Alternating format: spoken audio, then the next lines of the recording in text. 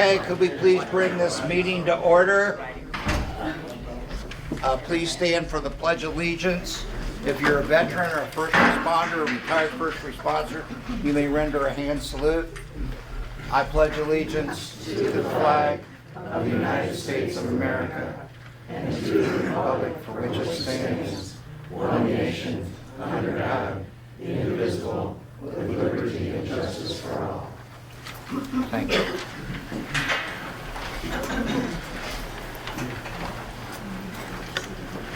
Before we take the roll, I'd like all for you to give your thoughts and prayers to Chief Temple and his family. His wife took ill today and he's not able to be here. Clerk, could you please take the roll? Supervisor Kramer. Here. Clerk Reedsma. Here. Treasurer DeVoe. Here. Trustee Vance. Here. All present. One open position. Board member conflict of interest statement. I have one. I own property in the Phase 2 sewer district.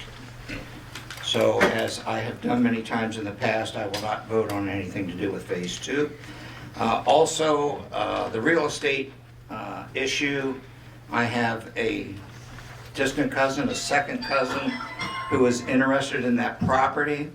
So I'm removing myself from that project and assigning my deputy supervisor, Ron Odenwald, who has extensive real estate experience, and he will handle all of this from now on. Having said that, I would, as we move to approval of meeting agenda, I would like to remove real estate from the agenda because the review by the attorney has not yet been completed, as he's getting ready to go on vacation, trying to clean up the books. And we've also been advised by both our councils that we really need to fix the sewer billing in the commercial district before we actually sell or transfer any property. And I've made a lot of progress on that. So I move that we strike our real estate from this agenda. Do I have a second? I'll second. I'll second. Go ahead. All in favor? Aye. Is there any other changes to the agenda? Yes, I'd like to move that we take airport out of the consent agenda and move it down to the regular agenda. Okay, so the airport would be E, F, G, H under new business. Okay, anything else?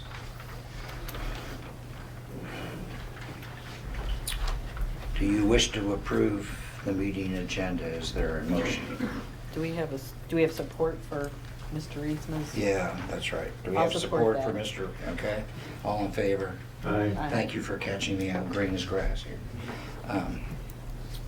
Although Mike Ridley gave me a lot of tips beforehand. Very nice of him. Do I hear a motion to approve the agenda as amended? I'll make that motion. Comments on the agenda? Just a second, please. Go ahead. I'll make the motion that we approve the agenda. A second? Do I have a second? Yeah, I second it. All in favor? Aye. Aye. Okay, now public comment on agenda items. I'm first again. Yes, sir.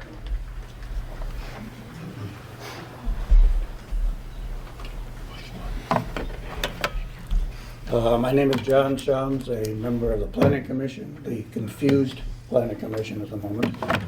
At your last meeting on May 30th, the Township Board voted not to have an ex officio member on the Planning Commission because you needed a new member of the Township Board to be available to have that position available to him if he so desired or was appointed. At the meeting on June 1st, we began the meeting, but the supervisor came on board and I guess proclaimed himself as the ex officio member of the Planning Commission. So our question is he or is he not the ex officio member of the commission? He took part in it as a member, so I suppose that makes him the ex-official member of the commission. We need that clarified.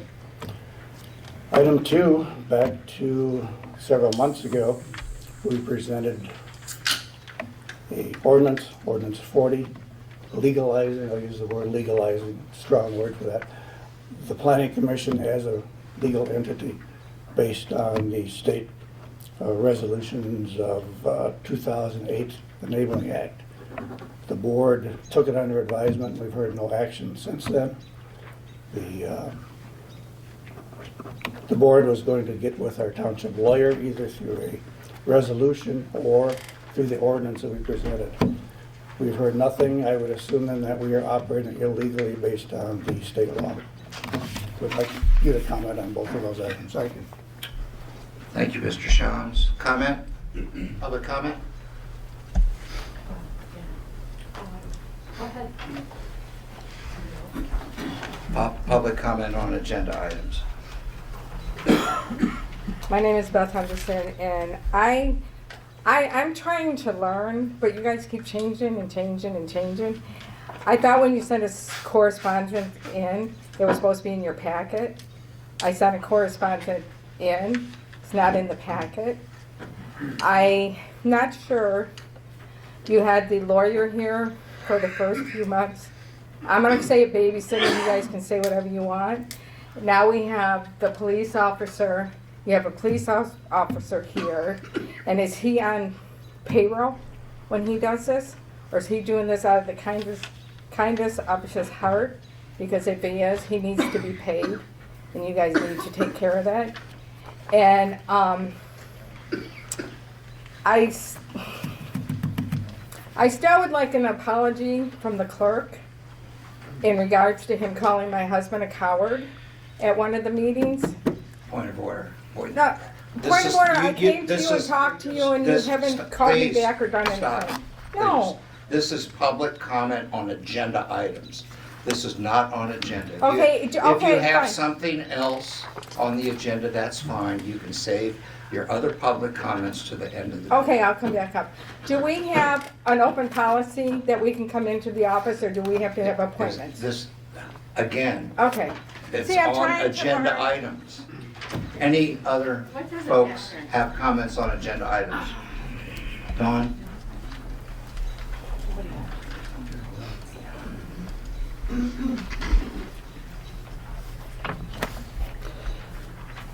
I'm going to bring up my favorite subject again, accounts balancing. Going forward, I'm going to request that the treasurer's report be pulled out of the consent agenda, and that the treasurer reads the report, the balances, and states whether or not all accounts are balanced. I'd also like to have the signed reconciliation reports from BSNA included in the packets going forward so that we know that they are balanced. The other thing that I wanted to bring up is the gravel that I just heard you talk about, Bob. I noted that there was $6,500 in gravel that was coming out of the roads fund. And you said that it was dumped in the cemetery. I had heard that among a couple other places. It should not have come out of the roads fund. I know that there's not enough money in the cemetery fund left to cover that $6,500, but whatever was in there should be. If you look at your bills, at the very bottom, it shows which account those bills are coming out of. It's coming out of the roads, and it should not have come out of the roads. You're gonna short yourself on roads. The other thing is that I just noticed that the lighting fund is not in the budget. So your new budget has no lights. You're either gonna shut them off or you need to put money in that line. That's it. Thank you, Dawn. Public comment on agenda items. Public comment is closed. Approval of consent agenda. I have a motion to approve the consent agenda. I'll make that motion. Do I have a second? I'll second it. All in favor? Aye. Aye. Aye. Okay, old business, but it's new business because we have a new visitor. I want to introduce Mr. Jeff Kosnak. He is the developer of our wonderfully large VA clinic. He has a lot of other interests, including in Indian River. He's investing in our community, and I invited him here to speak to us. So Jeff, if you could turn on that button, tell us a little bit about yourself. It's on. Hi, everyone.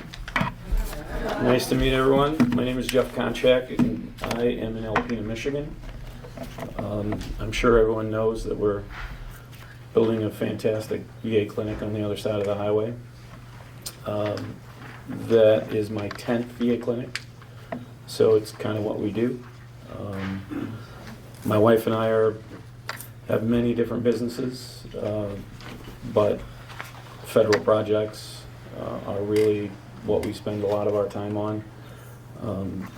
Some people know about NOAA, the Shipwreck Museum in Alpena, that's ours as well. So we do a lot of big projects. And this clinic actually is, at the moment, is a pretty small clinic for us. So, Traverse City is double this size. Lansing is more than double this size. I suspect we'll eventually grow this clinic as well. Most of them are growing. We just started the replacement of our Cadillac clinic to a new building on the same site, which will triple the size of the current clinic. So there's a lot happening. My wife and I, Tina, when we go into a community, we invest in the community. Of course, many people know that maybe you don't know that we bought Paula's Cafe. We actually will start demolition of that building on Monday. My team will be over to demo that project. It's probably going to be laying on the ground by Wednesday, and then it'll take us the rest of the week to remove everything. So as far as the VA clinic, I was just in there a few minutes ago, and it's spectacular.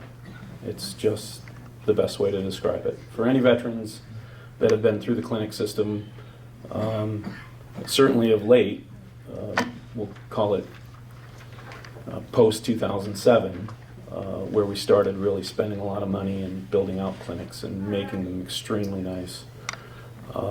You've probably been to all of our clinics. Gaylord is ours, Traverse City, Cadillac, Clare, Alpena, Lansing.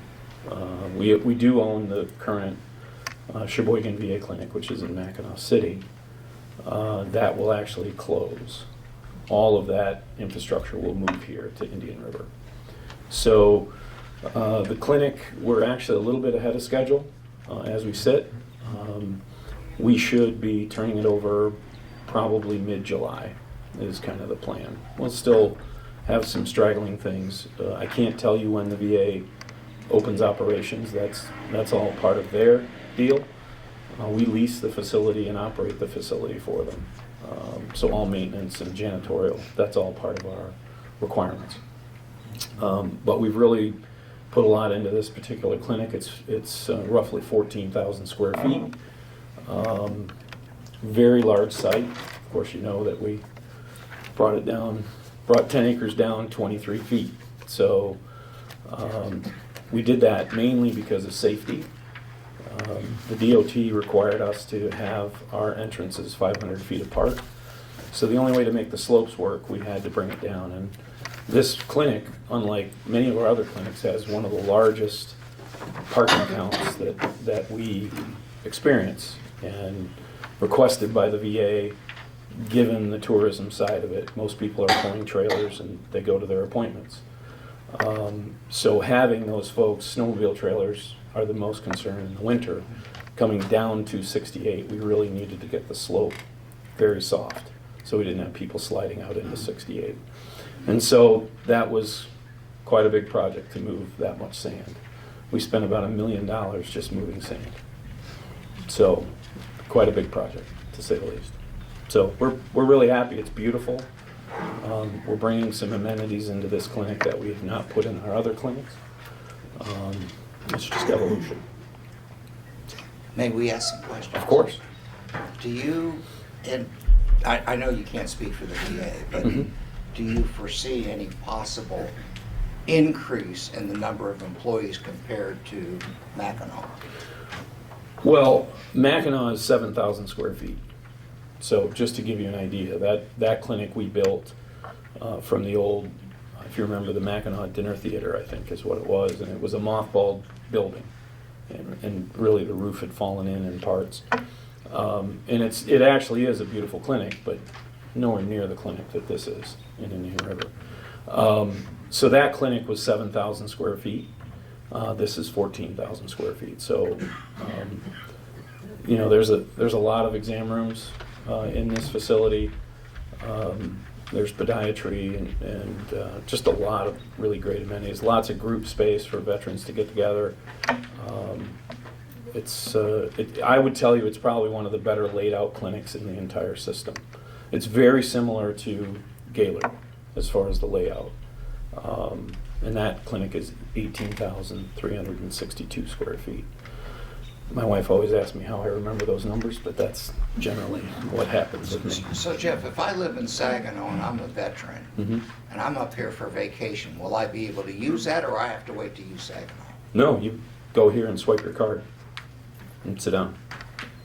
Now, most people are making appointments, of course, but certainly you have the ability to just come in and swipe your card, which is really why we did the slopes and the parking size that we did, because a car is one thing, a truck with a 28-foot camper is a whole different thing.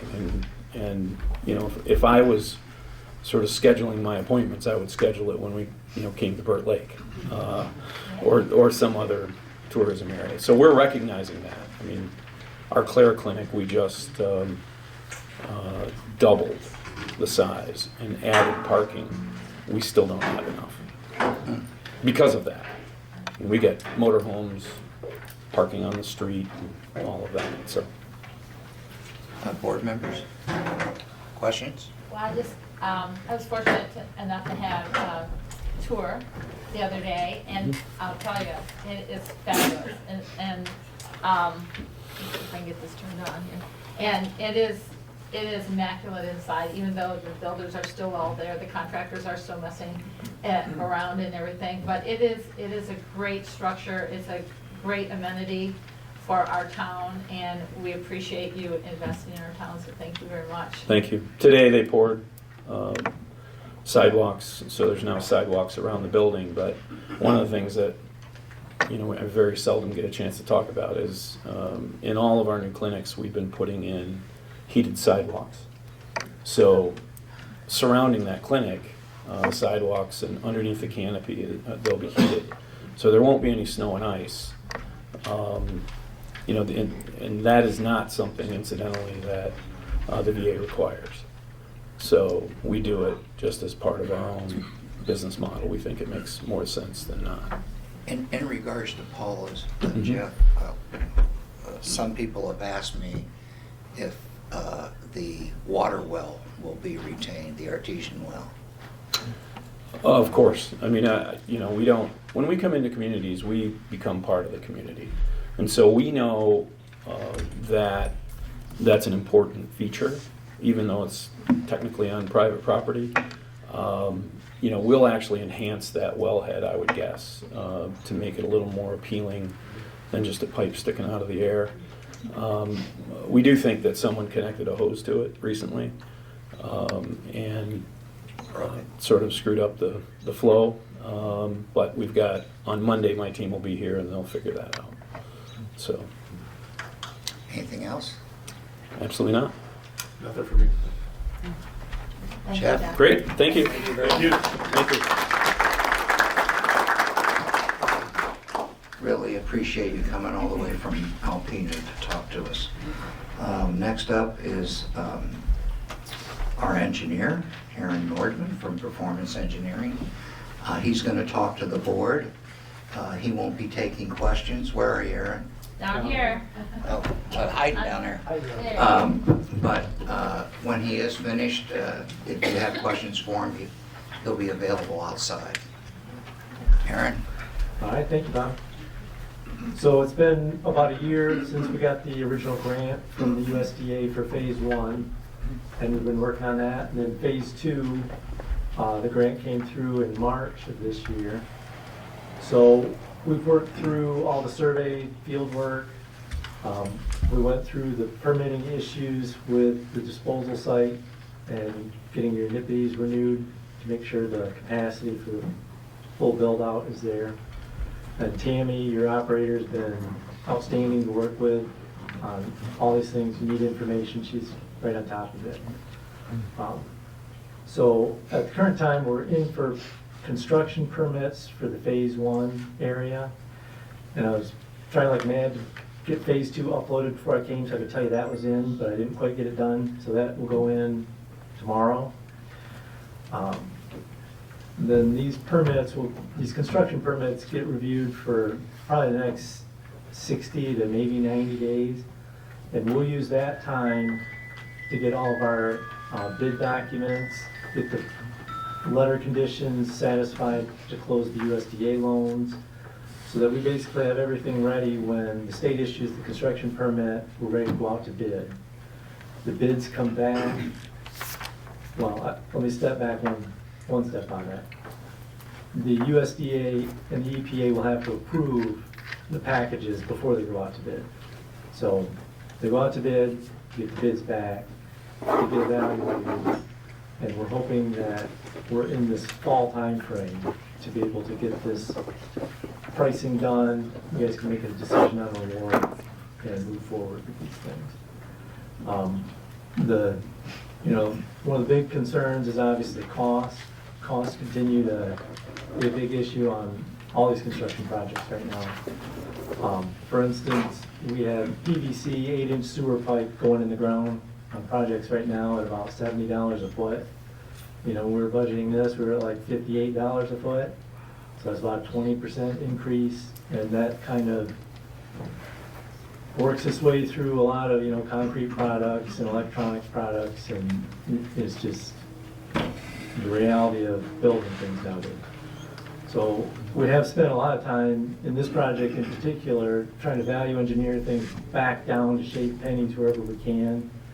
And unfortunately, we've spent more time on that than we hoped we would have. We hoped to be a little further along in the schedule, but that's where we're at right now on the project. So hopefully we'll be out to bid here before too long, and we'll have answers on the actual cost for everybody. Board members? Yeah, so when do you expect to go out to bid on phase 1? We're expecting to go out in early fall. And phase 2? What happened to August? Well, August, early fall, that time frame, yeah. Okay. August, September, you're looking at. Yeah. And will that be phase 2 as well? Or Yeah, does so- that be right behind it, I would assume? No, we're trying to do them all together, Okay. kind of like the original intention was.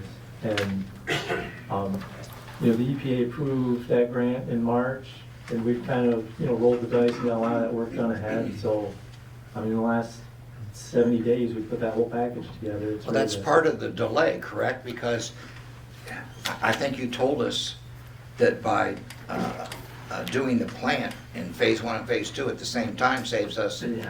how much? It's like 900 and some thousand. Almost $1 million. Yeah, yeah. So we kind of knew we were trying to press these things together, but,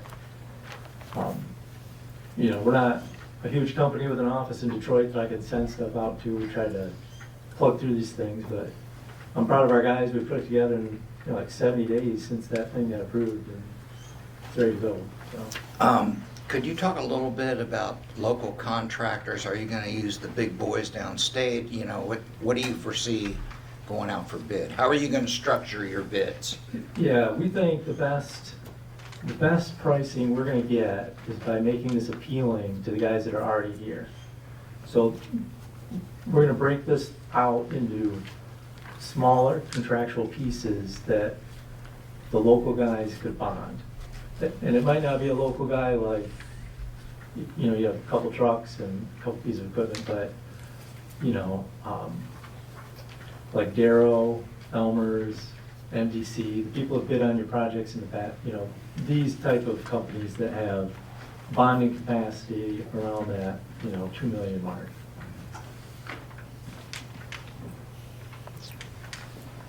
So, I guess another question is, you have more contractors, that there's more administrative work, who's gonna do all that, me?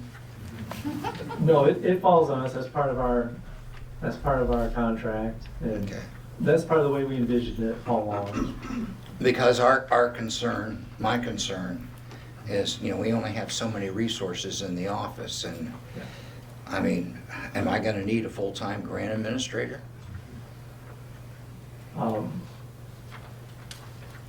You will definitely have a bunch of paperwork, but, I mean, we try to prepare these things and provide them to you, basically, essentially for reviews, and you guys will have a lot of grant responsibility in terms of dealing with the EPA and with the USDA. Mhm. And the EPA contract is subject to federal funding requirements, so that's one of the other reasons we have this separation, is that as much as we can do with the USDA, it benefits us because we don't have the Davis-Bacon, all the federal wage requirements. They have their own paperwork, their own tracking, their own things that go with them. So the EPA has Davis-Bacon and all this other stuff, you're gonna try and figure out how to use that money the best, so we're not hamstrung and Exactly. jacking up our costs. Exactly. I mean, can you even get pipe made in the United States? Yeah, the plastic, yeah, yes. So that's not a problem anymore. How long it takes you to get it is sometimes a problem, but it's made in the US and you can get it. And Okay, will you be able to do any work over the winter yes, on the plant? that's the goal, is that we get somebody in there, get them going. Okay, and I think a lot of people are concerned about the state park. I know I am. Could you talk about equalization tank, what it is? It was like 20,000, now how many gallons is it, and how long will it last? Could you talk about why that's important? Yeah, so this is kind of a northern Michigan tourism area issue that a lot of communities face, where you have this like peak in the summer and then the flows fall right off. And wastewater plants don't like that. They like a consistent flow through them. So the bacteria can work. Yeah, because it's all biologically driven processes, essentially. So the equalization tank does two things. It takes some of this peaking out, and we're talking about, you know, 100,000 gallons of this, which is basically gives you probably a peak day, day and a half, balancing these things out, that you can feed that peak back through your system. So if it peaks on the weekend, through the week, you're draining that tank back down, so that on the next weekend, it's filling back up, essentially. And then the other thing that's gonna happen is, because Gordy Frazier in the original plant design, they gave you kind of a modular type of plant here, which works out well, because now you can actually, Tammy and her team will be able to take process trains out of service during the winter and keep a more balanced flow in the winter when your flows are down. So how big of a tank are you envisioning now? We're envisioning about 100,000. Okay. I thought you said 150. I'm pretty sure. I thought I you might have jacked it up. spoke. I had somebody else has done the plan, but The reason that's important is because we got a special high risk grant from EGLE for almost 2 mil, 1.88, special health risk grant, because of all that's going on down there, especially in the phase 1 area. So, does anyone have any other questions on the board for Aaron? I just want to say, go ahead. Not at this time, no. I just want to say, Aaron's, I've been working with you for what, 3 years now? yeah. I know I bug the hell out of you on the daily, but you've always been responsive. I've worked with a lot of contractors in my federal career, and you're a real gem. Just keep up the good work. I think the communication that you've done with a small community coming to some of our sewer meetings. I know you take calls from residents all the time.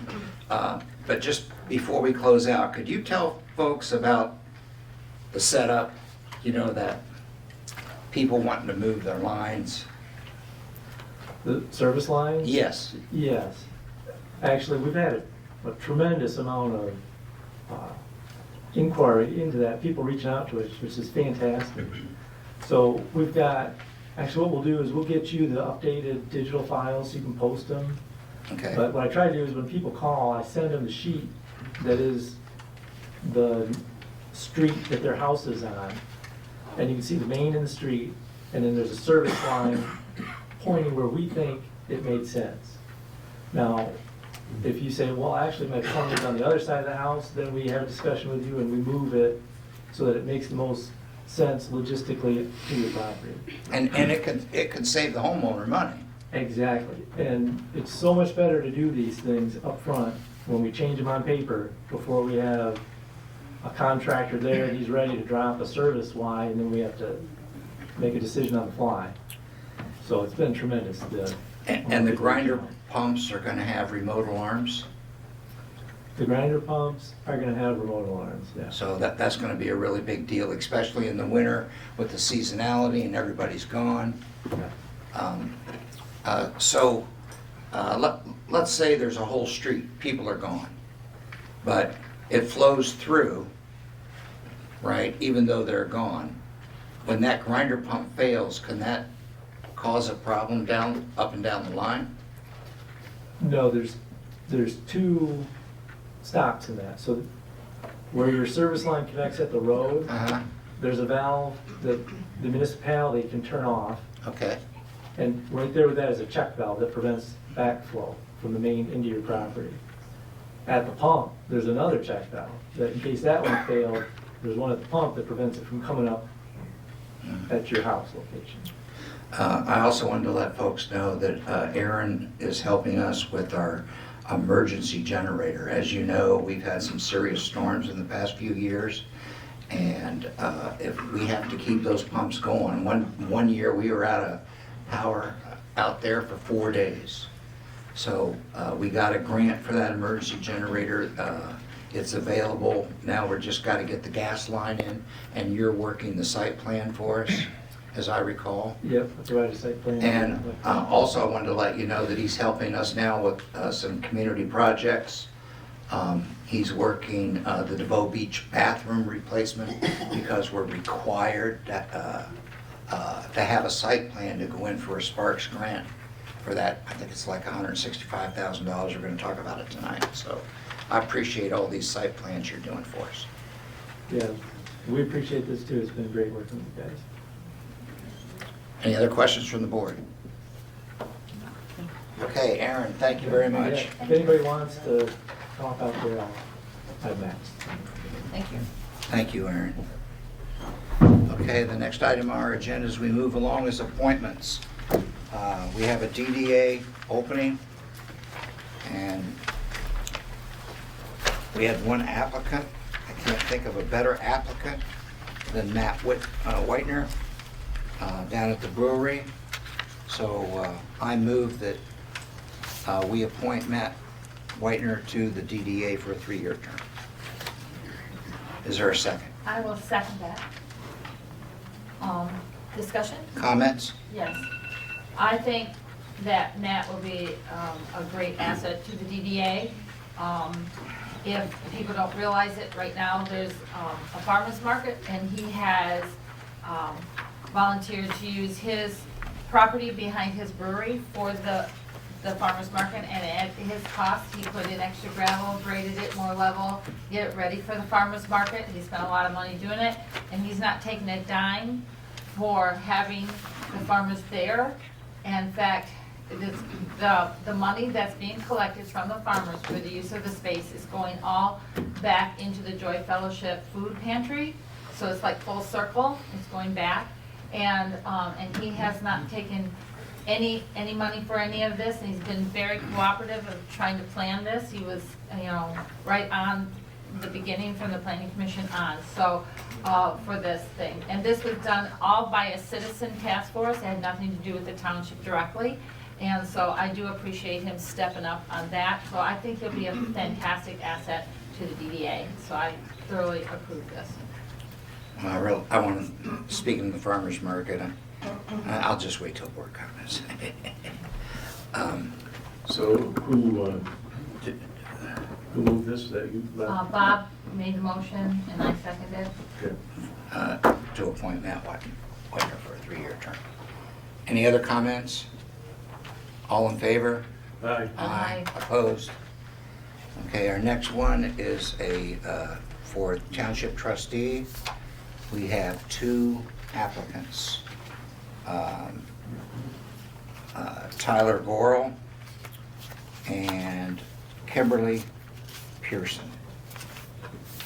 So, do we have a motion for either one of these folks to appoint as a trustee for the remaining term through November 2024? This is a hard decision. I'll make a motion to appoint Kimberly Pearson, Pearson. Thank you. is there a second? I'll second. Chan seconds. Discussion. I don't see, is Kimberly here today? No, Not here today? she had to go to Mount Pleasant. Okay. Tyler's here, yeah? Tyler, if by chance you do not get that position, would you be willing to be open for another position, like on a committee or something like that? Because you're a great asset to the community, I don't want to lose you. You know? I'm not moving anywhere. All right, I don't want to lose you, I want you to get involved. And so if you are willing to be involved in something else, would that be possible? Yes, ma'am. Great, I like that, so.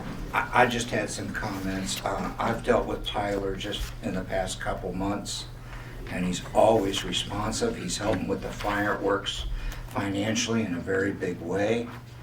And he's always responsive, and he's given me some good ideas on getting some work done down at DeVoe Beach and some other items. So by the same token,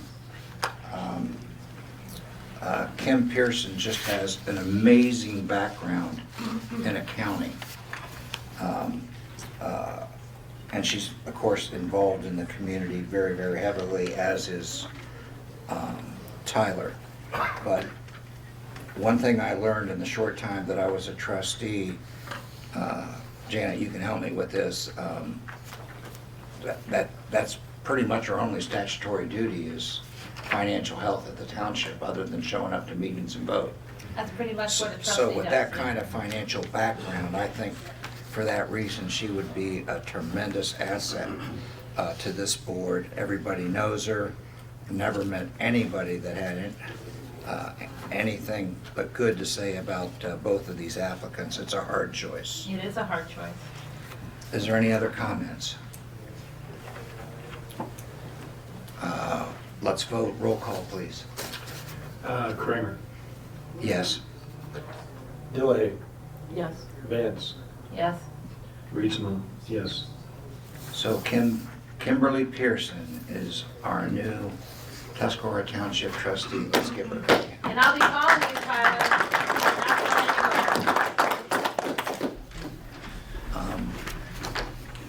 Our next item, as we rapidly go through here, set and change meeting dates. You can see the word draft all over this thing. It's up to the board. I'm not going to make a motion.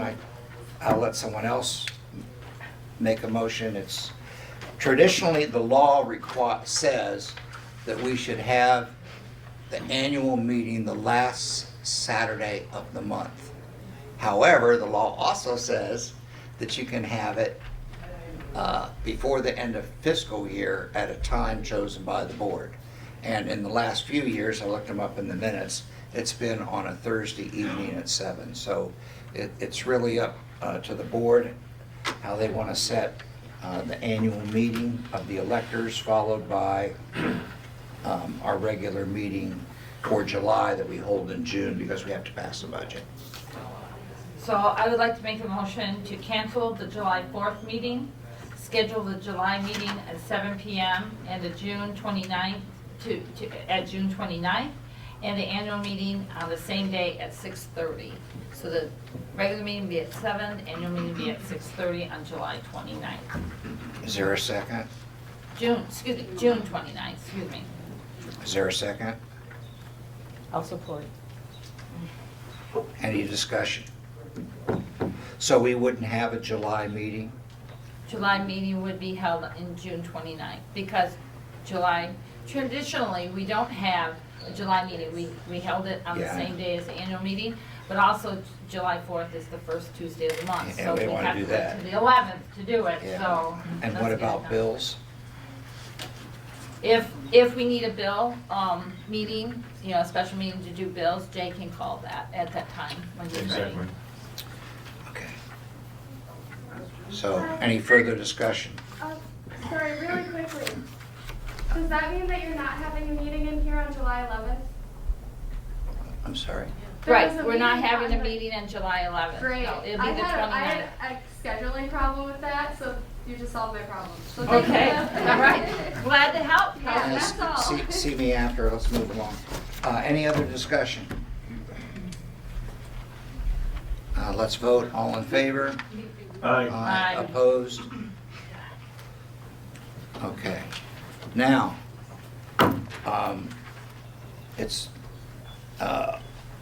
we have an opportunity to apply for what's known as a Michigan Spark Grant. This is a very large DNR grant program. In order to apply for that program, we have to allow people to comment on this project by name. You have to record your name for the DNR and just summarize your comment. And then we have to decide whether or not we're going to actually apply. The board will have to decide whether they want to apply or not by passing a resolution. I did want to explain a little bit about this particular project. Down at DeVoe Beach, we have the containerized bathrooms. Okay? Those containerized bathrooms would have to be torn down, demolished, remediated. If there's any pollution, it's all got to be cleaned up.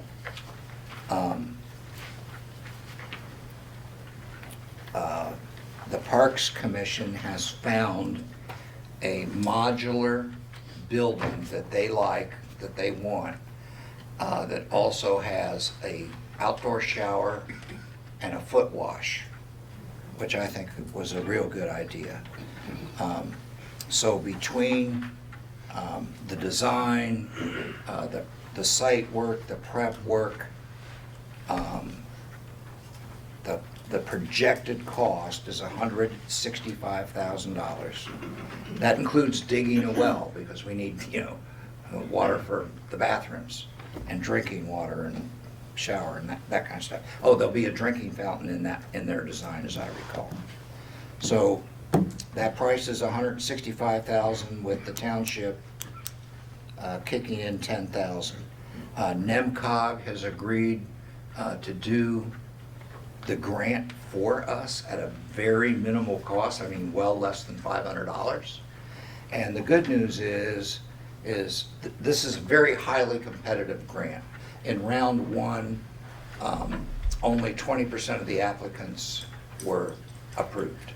However, according to NEMCOG, all these documents that he has to prepare, we can turn right around if we don't get this grant and apply for what's known as a passport grant. So when you get your sticker to go into the Burt Lake State Park, that's a passport.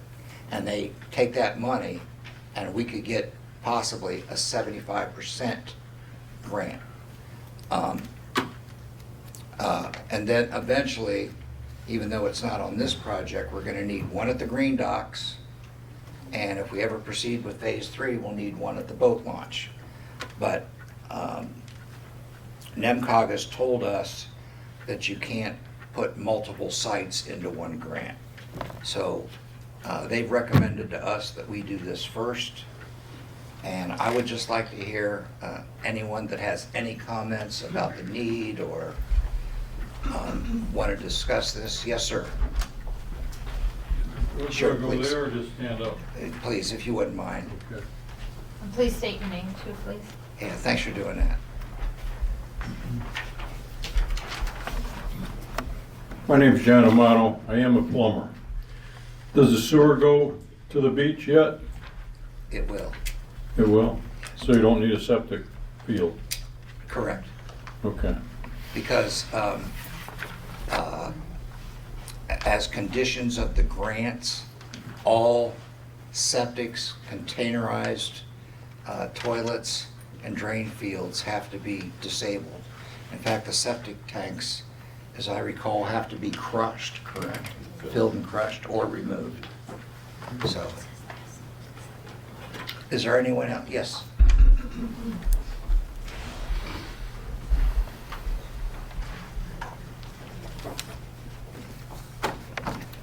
My name is Sally Snyder. I think it's a fantastic idea. I know what the restrooms are like at DeVoe Beach right now, and they're less than desirable. And so what you're proposing sounds like it's a vast improvement. The only piece of that plan that I would question is the drinking fountain. And I know a lot of people in this town want drinking fountains. But when you have potable water, they have to be tested every 4 months, I think is what the requirement is. And then somebody has to hand carry the sample to Gaylord so that it's less than 24 hours. It's fresh sample is what they're requiring. And by the time we get our drinking fountain at the fish and we get our drinking fountain at the beach, they'll want a drinking fountain at the boat launch. And then we want Marina Park Pavilion, they'll want a drinking fountain. And how about if we throw one in at Cooperation Park? And it's $200, I think, every time the test is done. So I think we can find a better way to spend money and limit our liability if we didn't have drinking fountains. Thank you, Sally. Anyone else? Good point, thank you. Yes, sir. Tyler Gorel. I think it's a great idea. My daughter's about 6 years old now. The beach is her favorite place to be. Unfortunately, the moment she has to use the bathroom, it's time to go. Because as a father, I'm not taking her into the men's room there. It's usually not very nice. So I know that would be a fantastic thing to have, especially the outdoor shower. I think that's great. It's better than trying to wipe the kids' feet off with a towel before they get into the car. Same thing for us. I think it's a fantastic idea. We should definitely apply for the grant. Anyone else? Anyone else? So, yes, sir. Dan Nivell. I think it's a really good idea to have that bathrooms down there because they are less than desirable, and I think it's a very big need down in that area. Thank you, Mr. Nivell. Mr. Nivell is the president of our DDA and serving for years, so him and his team got us this beautiful streetscape. Sorry for the plug, but I had to plug it. Is there any other comments on this? Okay, so the comments are closed. I will now read the proposed resolution that was prepared for us by NEMCOG. Michigan Spark Grant Program, resolution of authorization, local unit of government match without donated funds. Tuscarora Township supports the submission of an application titled, quote, DeVoe Beach Modern Restrooms, end of quote, to the Spark Grant Program for improvements to include the replacement of the existing vault toilets with modern restroom facilities. Whereas the proposed project is listed in the Tuscarora Township Recreation Plan 2023 to 2027, which is another requirement. They just finished that plan, Parks Commission. Whereas Tuscarora Township is hereby making a financial commitment to the project in the amount of $16,500 matching funds in cash and/or force account work. And now therefore be it resolved that the Tuscarora Township Board of Trustees hereby authorizes the submission of a Spark grant application for $148,500 and further resolves to make available its financial obligation amount of $16,500, 10% of a total of $165,000's project cost during the 2023-2024 fiscal year. Do I hear a motion to approve this resolution? I'll make that motion to approve the resolution, call for a roll call vote. I'll second the motion. Roll call, please. Roll call, Vance, Yes. Dillahay, Yes. Kramer, Yes, Reedsma, yes. the motion is declared adopted and approved. Thank you. Yay. You did that. Just so you all know, I think if this comes to fruition, you're going to be really pleased with what the planning commission picked out. It really is good, and if you'd like to see it sometime, I could send you the initial quote, and I could send it to you if you like. Bob, Yes. at the end of the resolution, there's a hereby I certify you must read. Do I have to read that? Yes. Yep. Yes, please. Yes, ma'am. The resolution, please. I hereby certify that the foregoing is a resolution duly made and passed by Tuscarora Township Board of Trustees at their regular meeting held on June 6, 2023 at 7 p.m. at the Tuscarora Township Hall with a quorum present. J. Reedsma, clerk. Okay? Very good. Okay. You did that very well. Our next item is financial procedures workshop. Jan?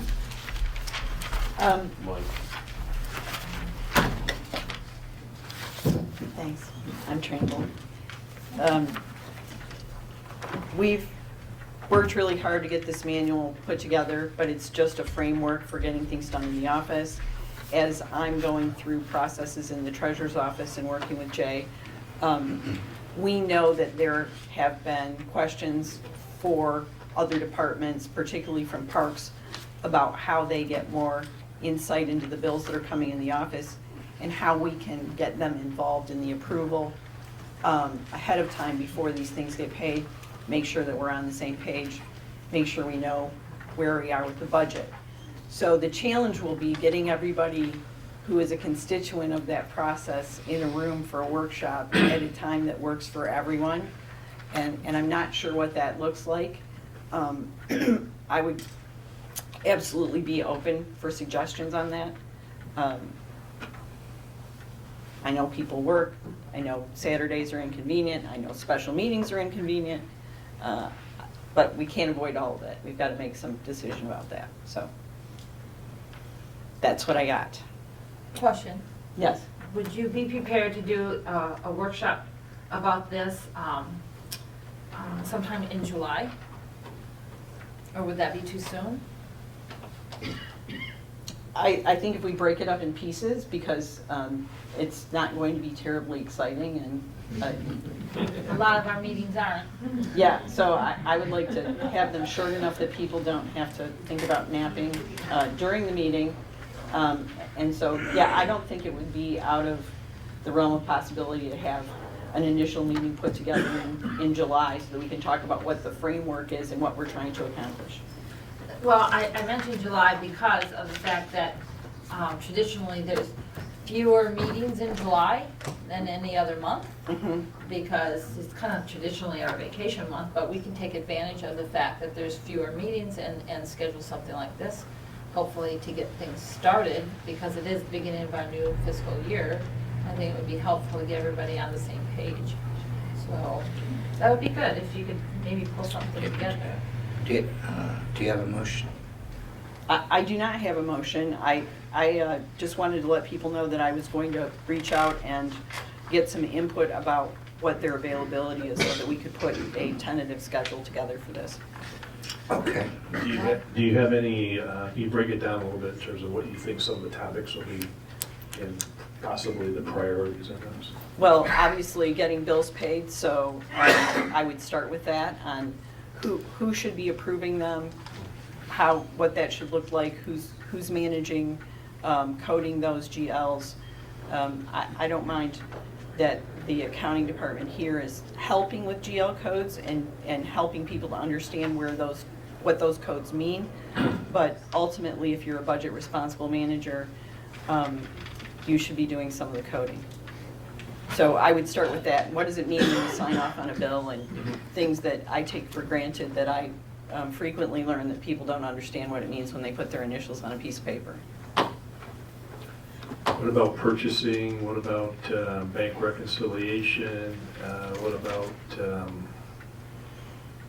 I don't mind giving people insight on the bank reconciliation process, but it's not really something that is very participatory. I would say definitely on the purchasing, so that people, and I would include that in the bills, right? Because that's where it starts. You got to decide what you want, why you want it, where you're getting it from, how much you're going to spend, and then the rest of it flows from there. Does that answer your question? Yes, it does, yes. Okay. That's good. Well, I think it would be very helpful to start that as soon as we're organized to do that, because we have the new Parks Commission, a lot of new members on that, and I think it'd be helpful to get everybody all on the same page. So I think this is a very good start. So I guess whenever you're ready, get that organized, let us know. Okay, anything further? Nope. Next one, economic development. I move that this board establish an economic development citizens task force and post for letters of interest for a chairperson appointment. Is there a second? Is that your motion? Yeah, I guess it is. I'll second that, because I think Okay, it's a great so idea. discussion. So the purpose of the task force is not to be the DDA. It's not to be the planning commission. It's, the reason I wanted to pursue this is I have had business people come to me on multiple occasions saying, let us help, let us volunteer. Now, what I would envision, but it's going to be totally up to them, I would hope that we would have a DDA member representing folks. I know that Mike Ridley has offered to help, which is very kind. But we do have some business people in the area that are very, very supportive of this idea and would like to meet probably on a quarterly basis at a minimum, but we'll let them sort that out. But this isn't just a, good old boy, let's go have a cup of coffee. This is a formal citizens task force with minutes. And we will need an ex officio simply to, at some point, to attend these meetings and advise them as a non-voting member. And then what would happen is the purpose of this is to advise the board on matters related to economic development, which include, not limited to, development incentives, current business climate, business attraction and retention, marketing opportunities, other issues that may promote economic development. And that force will assist with providing input and expertise on ways to encourage and help businesses and individuals invest in the township, create jobs, increase the tax base, which would lead to better quality of life for all of us. So if we approve this going forward, we would just post for a chairman, and then that chairman would organize this task force, pass some bylaws. I put some sample bylaws from other townships just as an example, and some other stuff. But again, I just want to make it clear, this is not talking about infrastructure. This is talking about bringing business here. an economic opportunity. You know, their job is not to, you know, design streetlights or parking lots. It's to attract business, solve problems. And it would be township-wide. I mean, the Yes. DDA has only got Yeah. a certain district. Well, we have agriculture, but Right. we need to bring in that loop. But I would hope the chamber would possibly be involved along with the DDA and someone maybe from the agricultural community, possibly the planning commission, but we'll leave that to the chair. How many people on this commission? That would be up to them. You recommended, Our rules normally call for 5 to 7 yeah, in chapter 2. right. And they'd be focusing on opportunities, grants, EDC type things, Yeah. that kind of stuff. I did talk to RRC and MEDC today, and they like that idea, and they are very supportive of that, of this task force. Because I'm going to start some training on that here, and we're going to have some meetings with RRC and MEDC here soon. But I'd like to get these folks on board first. Any other discussion? Time to vote? Yep. Roll call, maybe? Yes, Dillahay, Yes. Vance, Yeah. Reedsma, yes. Kramer. Yes. Okay, hazards resolution.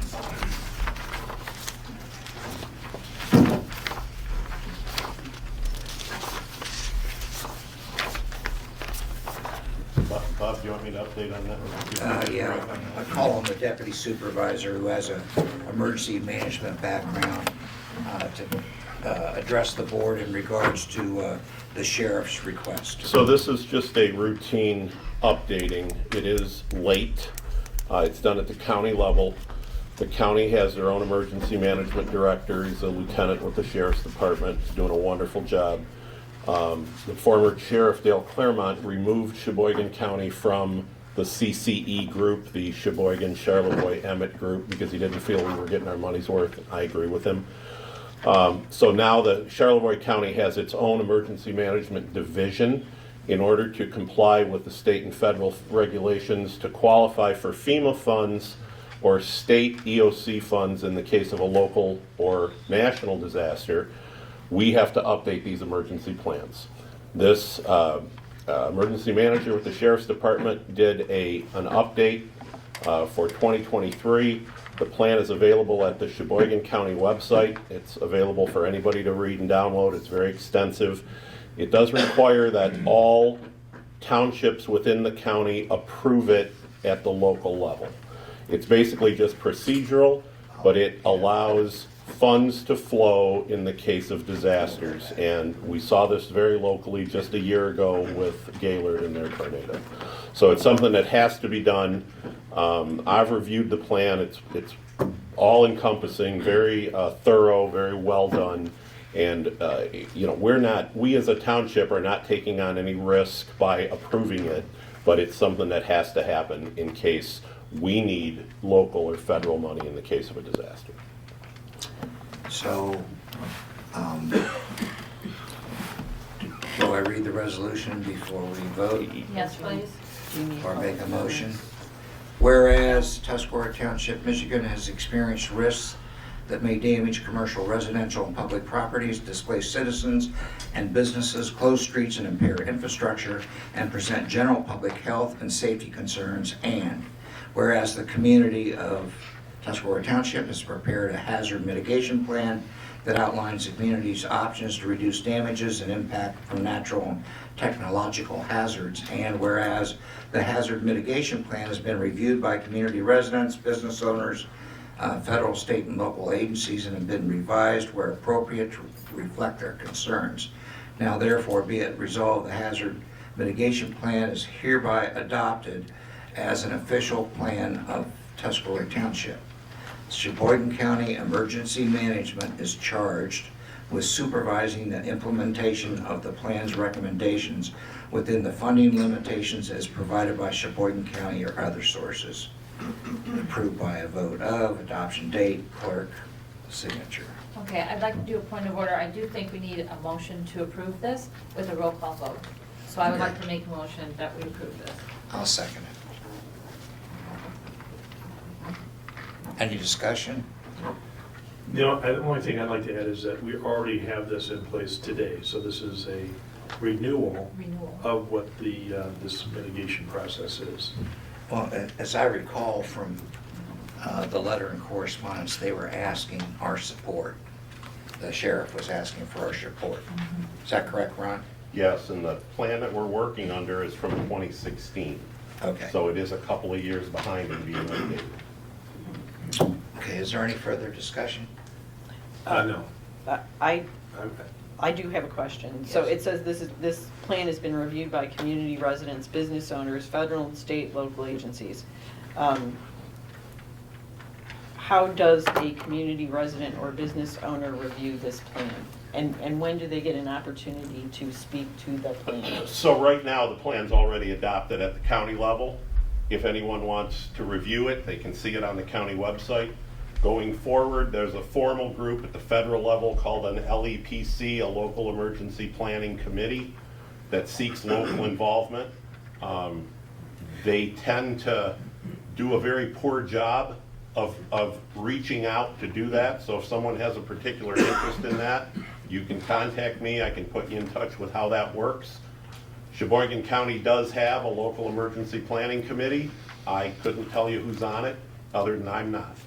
So they're also, along those same lines, there's local involvement in the County 911 Commission, the County Communications Plan that, again, CCE, a Tri-County Mutual Dispatch. Our fire chief is a representative on that group, on the technical committee. And against my better judgment, I have volunteered also, so we may have a little more local representation. They spend a lot of money. The county passed a 911 millage that gave the county a lot of money to spend on infrastructure and upgrades. And there's already some lawsuits as a result of that, as So, far as according to- vendors not following the rules. According to the sheriff's office, they only have 1 year from the approval date Yeah, to get everybody to approve to it. complete the adoption process. Correct. And it's going to every single village and Township, township in city, the county. yep. And it has to be unanimous to take effect, so. The adoption by your municipality allows you to be eligible for state and federal mitigation, building resilient communities and infrastructures, BRIC grant monies to assist in improvements and protections aimed at preventing natural disasters and infrastructure. That would include drainage culverts, flood prevention, emergency shelters from high winds in public places, wildfire mitigation, prevention, etc., just to name a few. Any further discussion, questions? No? So we had a motion and we had a second. We'll need a roll call for this one. I do Right. believe. Reedsma, yes. Kramer. Yes. Dilladay. Yes. Vance. Yes. The resolution is declared adopted. Community Trash Day.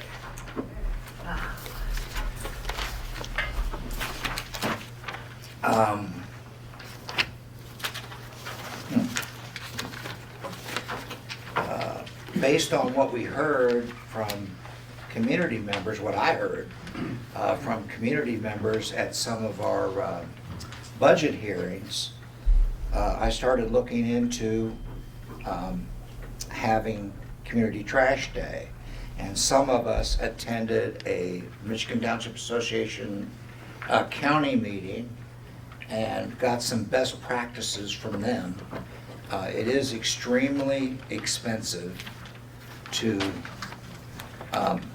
pick up on every street in this township. I mean, it would just be unaffordable unaffordable. However, the MTA group at the county has recommended their best success has been with a community pickup place. And I asked Janet to work on that. Did you want to talk about what could be done or might be done? Well, we looked at different sites to put, we used to do this years ago.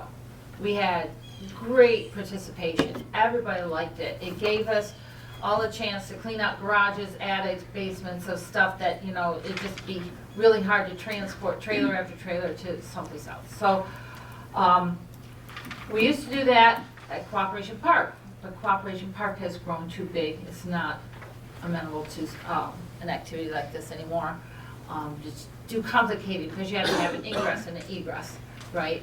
And you have to make sure that you have room for like 40 cars or 20 cars or whatever lined up at the same time because it's going to be an all-day event. So we looked at different places like Marina Park, and we did look at Cooperation Park, and we did look at the airport. The airport is probably our best point. And the hangar owners up there said, absolutely, we're ready for you. So I think that's probably our best site that we could probably do this at because we have a way to come in, unload, and then circle back out without much of a problem. And that's very important. And we have room to put all the big bins or trucks or whatever, I'm not quite sure what they bring in, but, and room to have multiple cars get unloaded or trailers get unloaded at a time.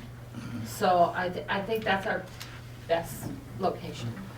The bad news is, because we got a late start, I'm having difficulty getting dates. The only date I've been able to get so far is out of PAT, a PAC out of Onaway, which come highly recommended by the other townships, by the way.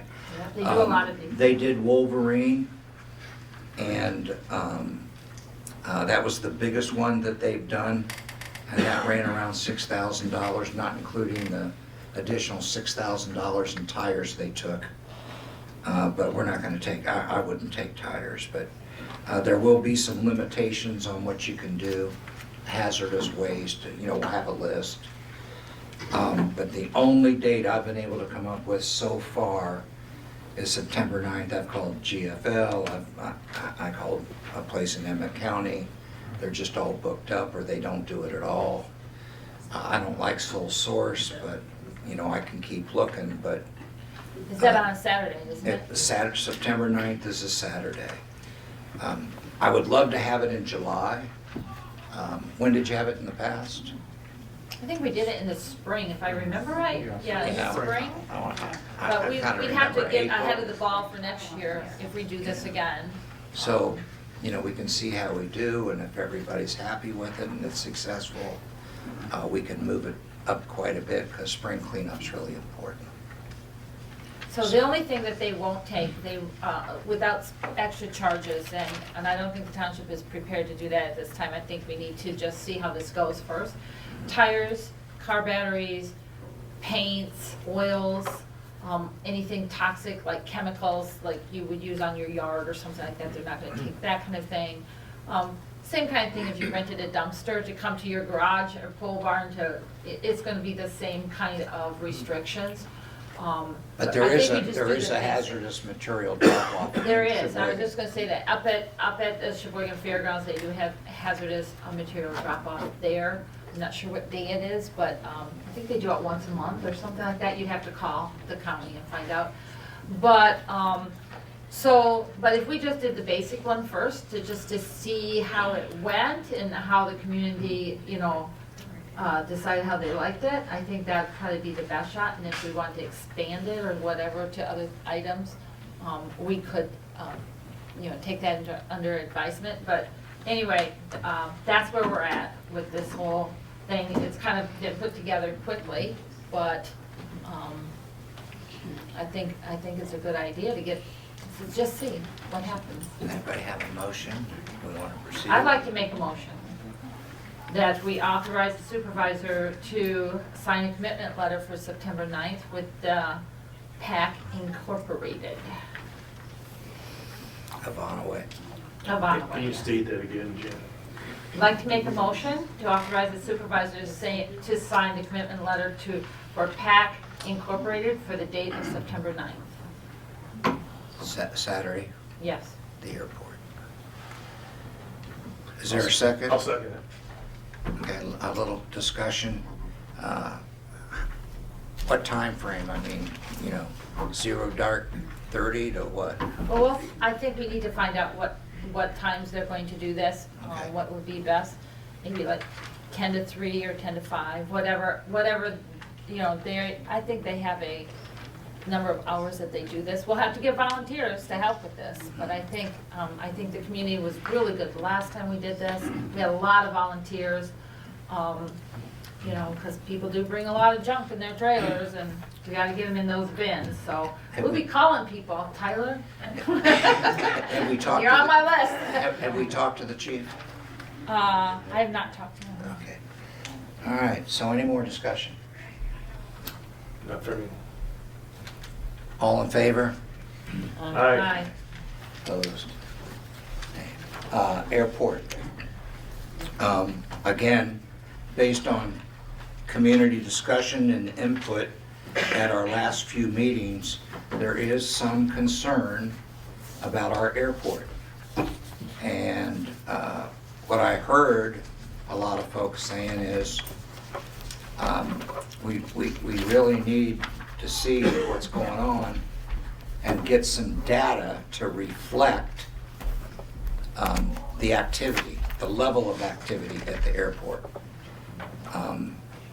So I just would propose, or you could propose, I just think that we need some kind of a sensor, or even I know that the airport manager talked about they used to have a field cam out there. And then once a month, they would just go through the pictures and count the planes. But we just don't have any data, and we really do need to see what we're spending our money on. I think it's important. It wasn't my idea, so I think it's important. So I make a motion that we require the airport manager to install some type of a camera or a sensor system and include that traffic count in the monthly report. I'll second that.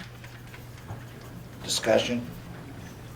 Yeah, yes, I have something I wanted to ask. Would it be possible to inspect the facilities? You've got 12 different buildings out there, plus a fuel depot that just one person supposedly uses. Is that something we can do to see how those facilities are being used? We have to ask Andy, because we lease them the land, Right. but it's private property. Where the hangars are actually built on is private property. Right. We lease them, the hangars themselves are private. Right. The property is owned by the Now, township. that fuel thing, I don't think they're using it anymore. They stopped that, didn't they? Pretty sure. It's on our insurance. They basically say that it's not being used by any of the other, Only one, just one person who owns it. use that, and operates it. he calls it in, a truck in when he wants it. Not like you can drive your plane to the gas station. I don't know.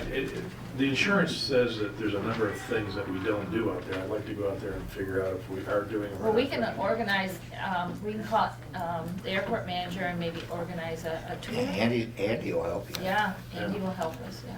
I had one last year. Bob, you came with me last year. Yeah. It was very informative. Yeah, he gave us the nickel to the gold tour. Okay. So we have a motion and a second. Any more discussion?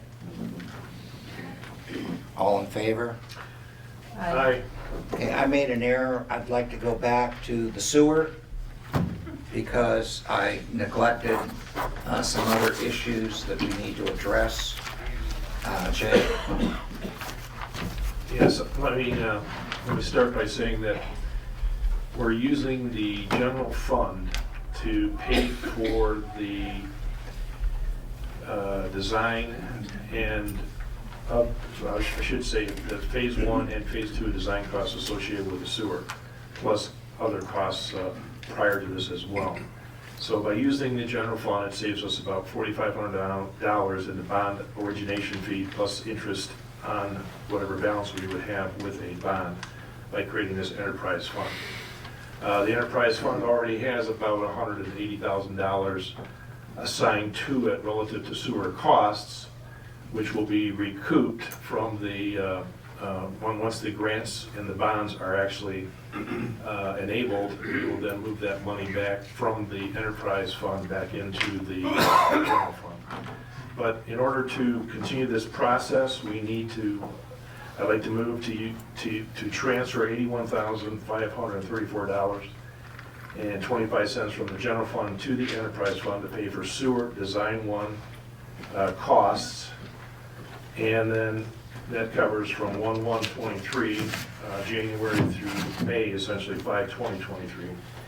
And then a second transfer of funds, which would be $82,592 from the general fund to the enterprise fund to pay sewer phase 2 design costs, covering from March 16th through May 20th as well. And these funds would be paid to performance engineering.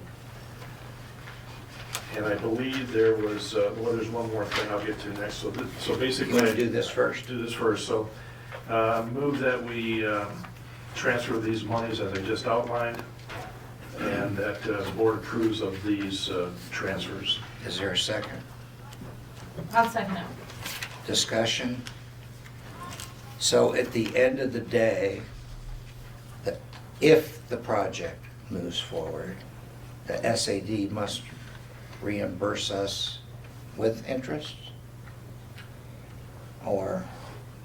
I don't know. I guess Can't answer the question. that's a question for the bond council. That wasn't fair. Right now, we have bills to pay, and we need to follow the process we've been on. Okay. Number one. Number two, I guess the bond council has said they would recommend we continue to follow this process. So we just need the board to Yes, you approve did. this. Because if we go out and get a bond now, and then we have to retire it in 6 months, that was, or 4 months, that's spending a lot of money we didn't need to spend. Well, if we can self-fund it for a while, that's good. And that actually was Bobby's recommendation too, when she was treasurer, that we self-fund it. We're just continuing the same procedures. So let's prepare for the unthinkable, because it's happened in this community before. What happens if the project doesn't go forward? Well, the unthinkable, you're paying for it either way. Whether you have a bond or whether you have general fund, you're still going to end up paying for it, but it doesn't go forward. Because our policy says that 50%, over 50% of, I think the policy's from 2013, when your general fund grossly exceeds 50% of revenue, which is, it's at almost 100%, it is over 100%, that those are supposed to be spent, that money is supposed to be spent on capital projects, capital improvements for the good of the community. But we're not going to be able to spend that kind of money, even a little bit of it in my mind, as long as we got this big bill staring at us in the face. I mean, that really concerns me. Well, we'll have to wait to see what the bids do and where we go, but in the meantime, we have a bill to pay. Okay, I'm just throwing that out there. Yep. I mean, you know, if the bids come in really, really high, you know, I'm gonna fight like hell and probably go to Washington and beg to try and see it through, if it's affordable. So, I guess we'll have to see. Is there any more discussion? All in favor? Aye. Aye. Okay, no nays. You have one more on sewers? One more. This is trying to deal with the other end of this process, which is receiving grant monies from the government. So I'd like to move that we require Citizens National Bank to open a new checking account on behalf of the township to administer government grant revenues to fund our township sewer-related development costs. And so really the issue here is we need to actually get this done within the next 10 days. We are told that the need for a bank account needs to be in our ASAP. I forget what the acronym stands for, but it's a government. For the EPA. EPA. To be reimbursed by the To be reimbursed by the EPA. So this is something that is urgent. We need to make a decision now, and we need to move forward on it. I just wanted to let the board know that unlike the USDA, the EPA will pay us as we go for engineering fees. Yeah. Where these other engineering fees for phase one, we can't get the money back until we close on the USDA loan. But for phase two, we can get it. Okay, so your motion was? Motion is to require Citizens National Bank to open a new checking account for the township to administer government grant revenues that will be coming from several different grants for sewer-related projects. Is there a second? I'll support that. Is there any further discussion? Will all of the grant money for the sewers go into this account, at least initially? I don't know until we actually work with each of the grantors. And they may decide, they may say we need separate bank accounts. I don't know what the answer to that question is. But I know that we do need this account now. And then we can deal with those questions later. Yeah, the EGLE grant will require that special health risk grant. That would make our life easier. Any other comments? All in favor? Aye. Okay, folks, thank you very much for your patience. Public comment, please. Just step right up. You got 3 minutes. Go right ahead, sir. Do I say my name or not? We got it the last time. Thank you. Okay.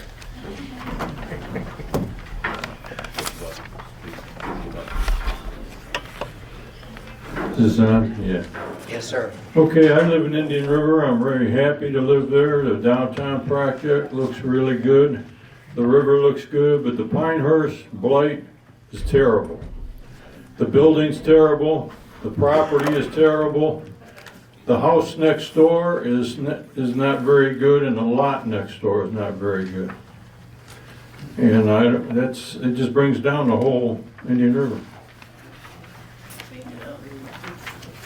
Thank you, sir. Next. Yes, ma'am. You want to introduce yourself, right? Yeah. Good evening. I'm Shyla Zonsky, Executive Director of Chamber. I'm just here to provide a very brief update. I've heard some people were not aware we are having the summer festival, as you guys used to call it, Summerfest, on the third weekend in July. So it'd be July 21st, 22nd, 23rd. And I understand there's also some questions concerning the name. We did have to change the name. It was outside of our kind of hands. We received a cease and desist from another organization in Milwaukee, and the cost of trying to go through litigation or the cost of trying to keep the name was not worth it for a small community. So you'll see it on the agenda, Summer Gala. Hopefully this year we'll come up with a different name moving forward for the following year. So any quick questions while I'm here, because I do have to run? No? Excellent. Thank you, Thanks. Shyla. Thank you very much. Public comment, please. Go ahead.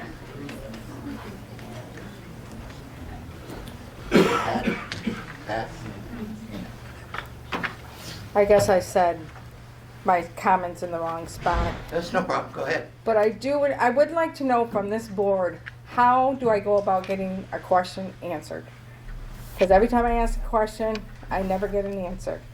And to the clerk, I really feel you owe my husband an apology for calling him a coward the night that he said to Mr. Ridley about we've never had a deputy supervisor for 12 years. I'm tired.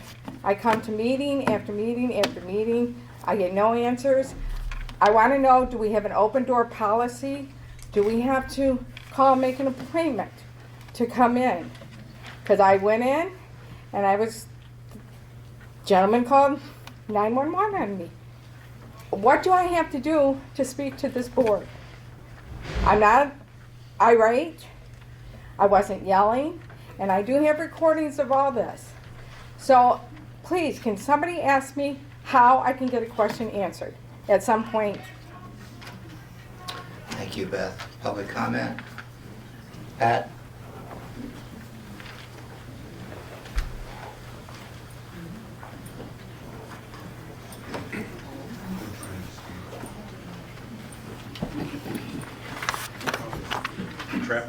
Hello, my name is Patrick McGinnis. I am a nobody. No one special.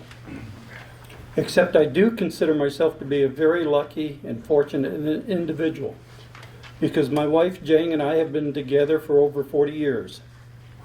Jane makes it worth waking up every morning.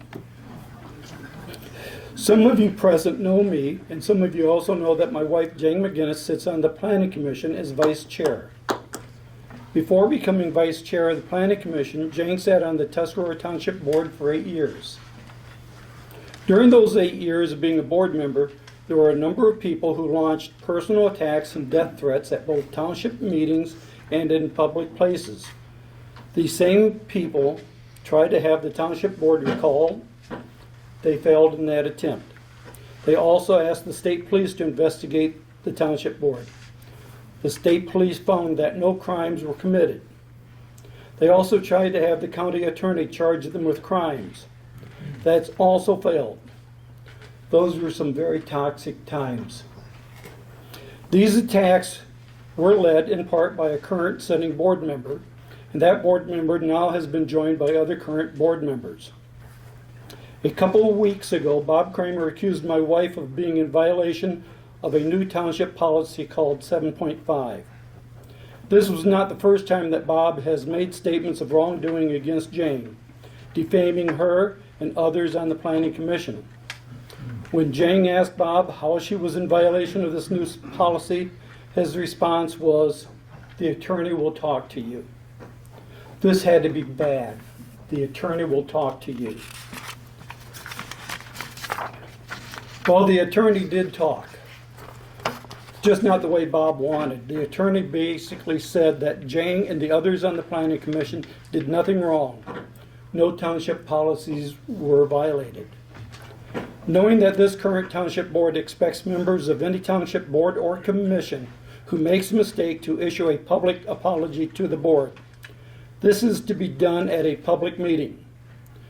With this understanding, I asked Bob at a public meeting to please apologize to Jane for defaming her.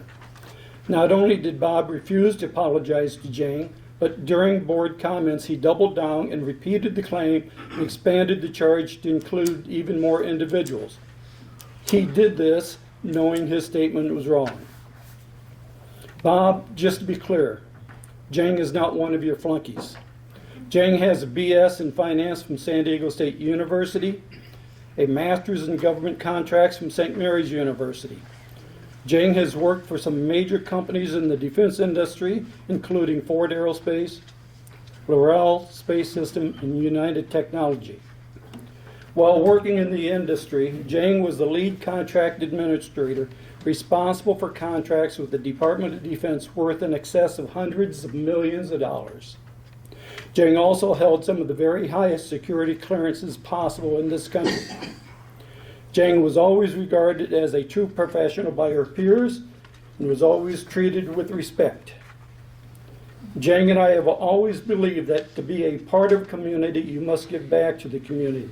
We do this every day. We have never asked for personal recognition.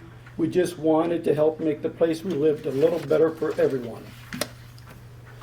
Yes, I do consider myself a very lucky man. I wonder at times why Jane puts up with me, but she does. And I'm very happy that she does.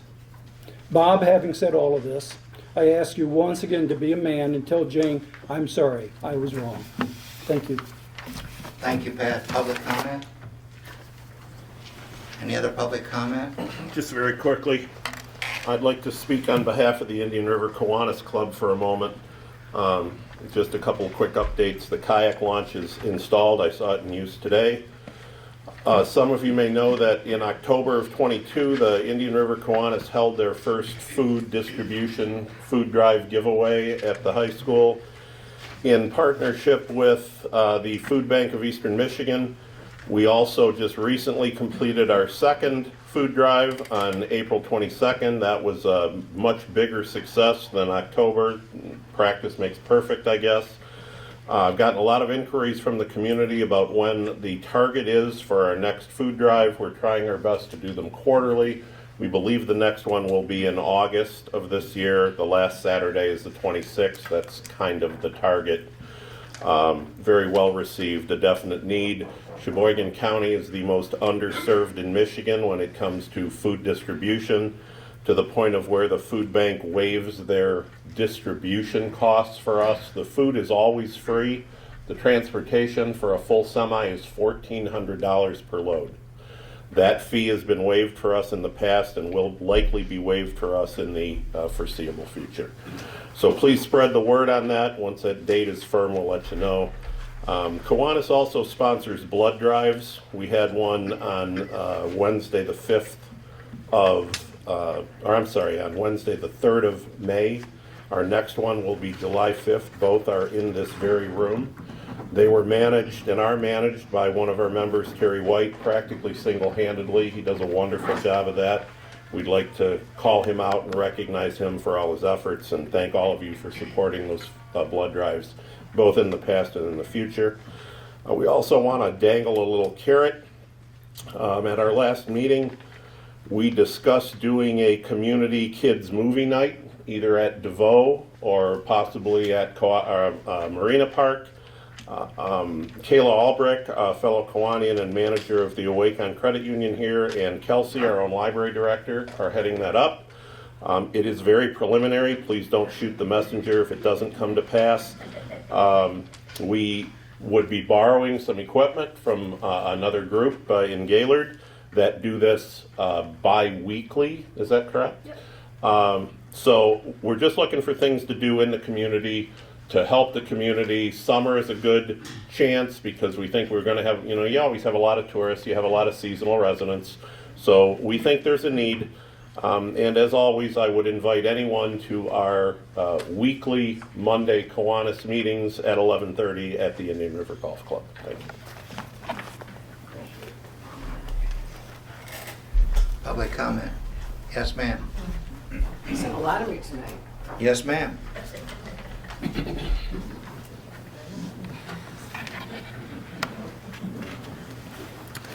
There are a few projects that the township board is responsible for that I would find it helpful if you would update us on a regular basis, since our communications in the community through the newspaper doesn't happen anymore. I think it would be helpful if you would be willing, and it would be the August, starting with the August meeting, because there is no July board meeting, if you would take 15 minutes before the township meeting and have a sewer meeting. I miss the sewer meetings because a lot of the questions that Aaron answered, I've been getting from the community, and I understand that there are other people too, and I have no expertise to answer those questions. So I think that would be helpful. We're not looking for an hour meeting or whatever. It's the gremlins. Thank you. You're fine. Telling me that I was not welcome the third time, right? There's also, I'm not sure what's happening at the new seawall. I call it the Red Barn property, but it's down across the Little Sturgeon River from the boat launch, and it would be helpful to know. I know that I haven't heard that it's completed, and that there's some other parts that have to be done with statues and that kind of stuff, and I haven't heard anything about that in months. And I'd like an update if you could give us those kinds of meetings. the steps. I think that we would have paid attention to the steps a lot more if you had brought it up at the meeting. There's obviously not a place for residents, except through public comment, to raise those kinds of issues, and I understand that you're all in a learning process and that it's going to take time, but if that would be a reminder that you would have a list of things that are happening in that kind of way and give us a monthly update, I'd appreciate it. Thank you, Sally. Yes, ma'am? I'm sorry. No, go ahead. Ladies first. Sure. Ladies first.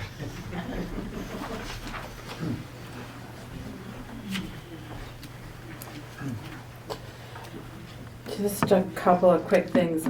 First, the May 24th meeting minutes were missing in the packet. They should have been in the packet. The reason I know they were missing in the packet was because when I saw the purchase agreement for the property, I was not at that meeting. I was looking for when that the listings were approved, and they were in the May 24th meeting. It's when you guys approved the listing agreement. And I have a concern about that. The original RFP that we tabled last year had an expiration date, and that expiration date was 30 days after the meeting in January. I know that we said that we were going to look at it in 90 days. We did not. Either way, it expired. The purchasing policy that we put in place to comply with the federal awards mandates that another RFP should have been issued for that listing, and it was not. The board gave the supervisor at his discretion to sign a legal agreement contract with no discussion on May 24th. I don't think that should have happened. So when you're having the attorney look at this, I think you should have him look at that, but particularly because there is a huge conflict of interest. I mean, you gave him permission to sign for it on May 24th. The MLS shows that the listing went out on the 30th, and there was a purchase agreement on June 2nd, and it was the supervisor's cousin. So that's just, it's not, I think you should have the attorney look at that as well.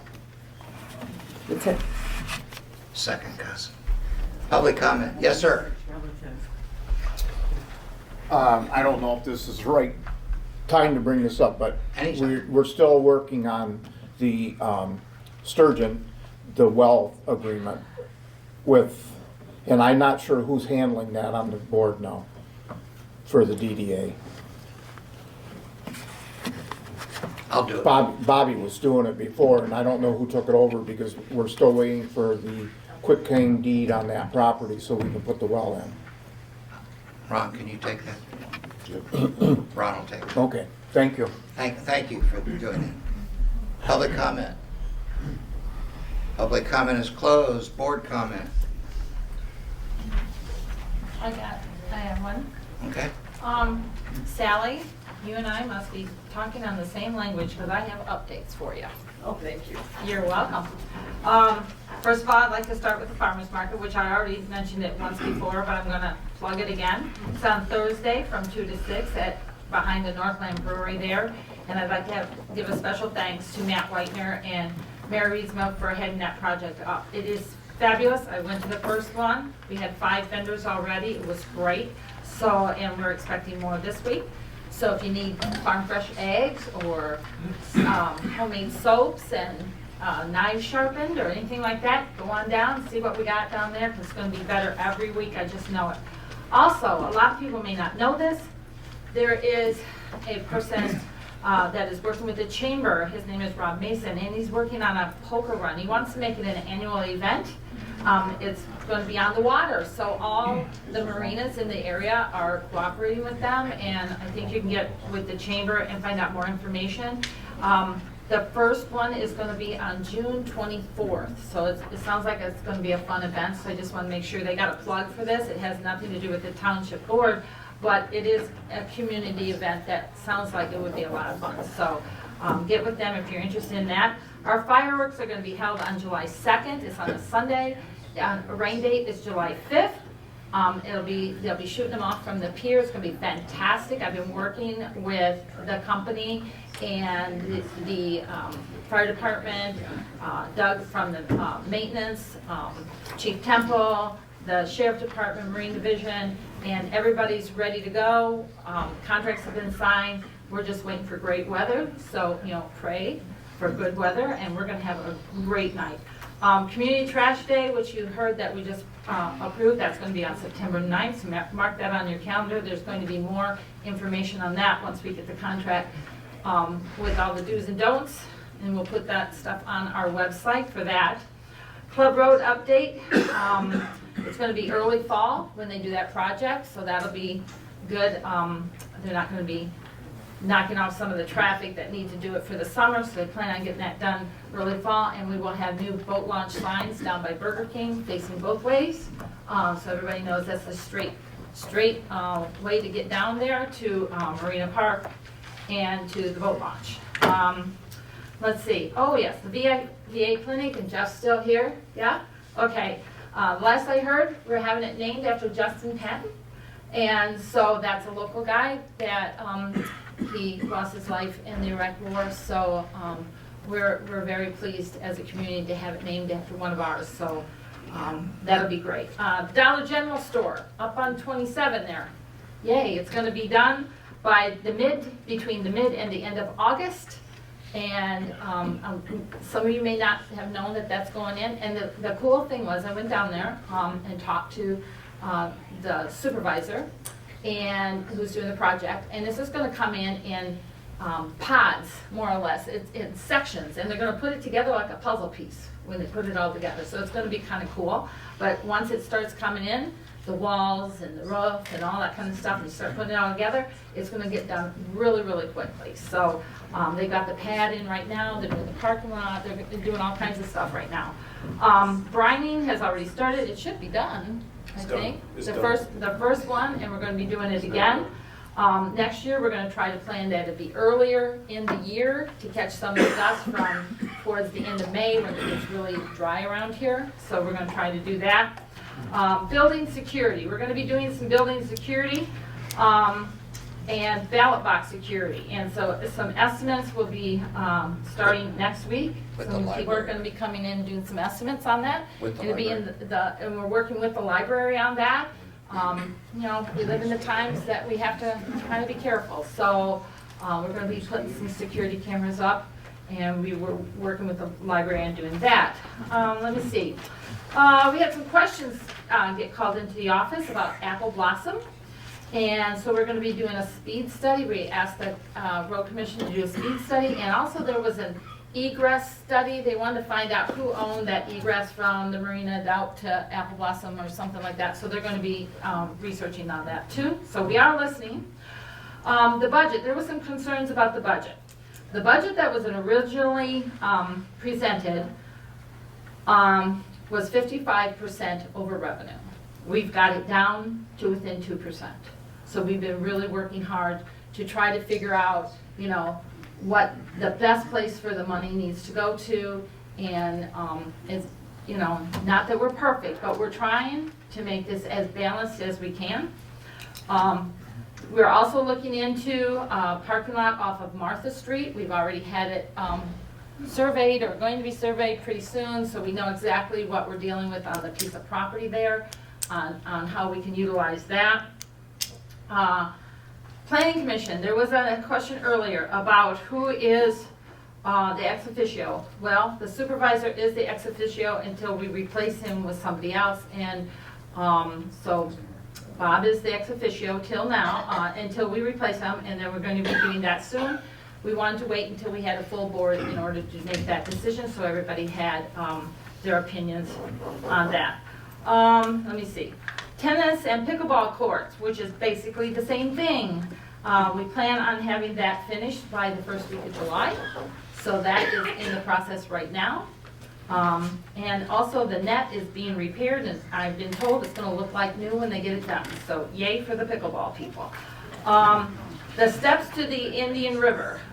There was been some comments about that. Well, we finally got the engineering plans back, and I talked to Doug about that, and he plans on having it done by the first week of July. That's the plan, okay? I'm not pounding the nails myself, so I'm just repeating what I've been told. The permit applications at the county, right? Right, and that is ARPA funded, and I will talk to Doug to have that roped off until they get that finished. I think that is a wise thing to do. So thank you for that suggestion.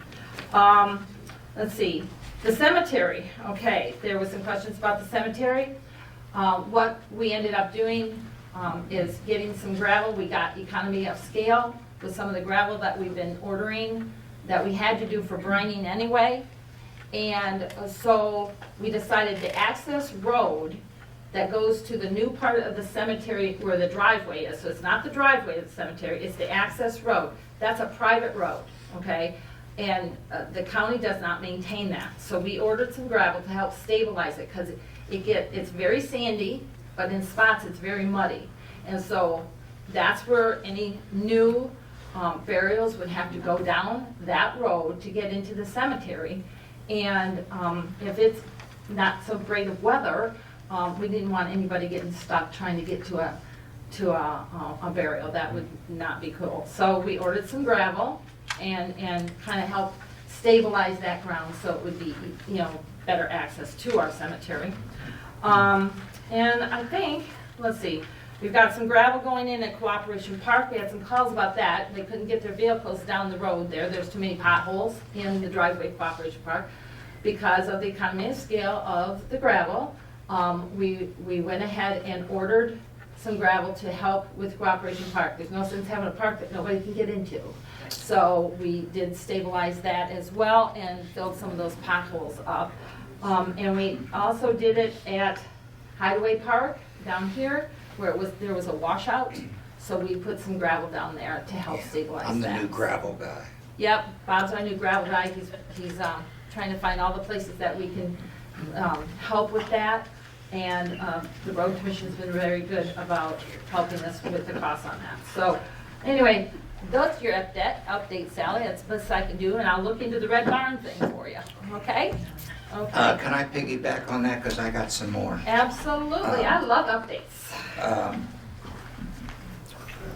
Lower Marina Park will be redone no later than the end of 3rd of June. There's just too many potholes down there. So Bridgewater Excavating will be going down there and scraping it clean and laying all new Afton stone and actually compressing it down. We probably still need more gravel. I have to check the budget out of Cooperation Park, especially in the rear there, but I got to talk to Doug. I got to tell you, if you don't know Doug Schofield, you need to meet him. He's been an army of two just until recently. How he got the beach cleaned up, I know he didn't get the cemetery done quite in time, but what he did in a very short period of time with only 2 people when he normally has 4 or 5, he's starting to get healthy again as far as people goes. So if you do see him, thank him because I think he did a hell of a job. I will talk to him about the sprinklers. Red Barn, the sign is on order. It's drop dead gorgeous. Mike did a great, and the Parks Commission did a great job on that. That says, come on downtown, and it's going to be really nice. We got to complete that. The sculpture. Originally, we were planning to have a Native American sculpture down there, but because of the soil and the engineering required, it couldn't support it.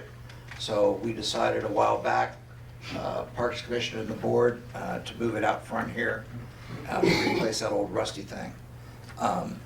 Also, the tribe is working with our kiosk guy, Joe, to have a kiosk at the new boat docks because for those of you that don't know it, that intersection, which is now the Little Sturgeon River and the Indian River, used to be the Sturgeon River before it was rerouted over by your place, Dan, in 1870. So that has historical significance for the tribe. and there'll be a kiosk, and that's gonna be done very similar to what y'all, great job you did with the sturgeon. And who's gonna do the sturgeon agreement water, is that me? Ron's gonna work on the. Ron's gonna do that, okay. The discussions about blight. I will tell you that I've been on blight since 2020. And I know exactly what you're talking about. I don't like it. I spent my summers as a kid down in that area. My parents used to go dancing there. That's how old I am. I don't like it. I reviewed the blight ordinance, our new blight ordinance, today with the police chief and Ms. Vance and our attorney. I'm gonna make it even stronger. I just wanna let everybody know that I didn't, until I reviewed it with the attorney, not only does the police chief have authority, so does the supervisor. I signed a letter today that was pretty strong. One individual got 3 tickets, 3 notices to clean up within 15 days or get heavily fined. That was today. I can tell you about that after if you like. So it's just the same old repeat offenders over and over.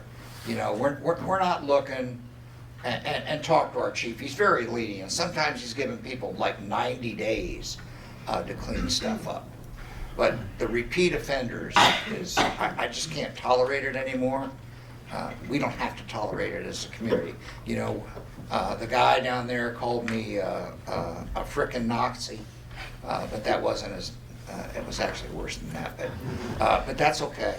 We're gonna clean it up, but you know, what we try to do is if you have grass that's over 6 inches tall, you know, we try and give folks a warning, give them a little friendly nudge, and 90% of the time, correct me if I'm wrong, officer, 90% of the time, most people comply.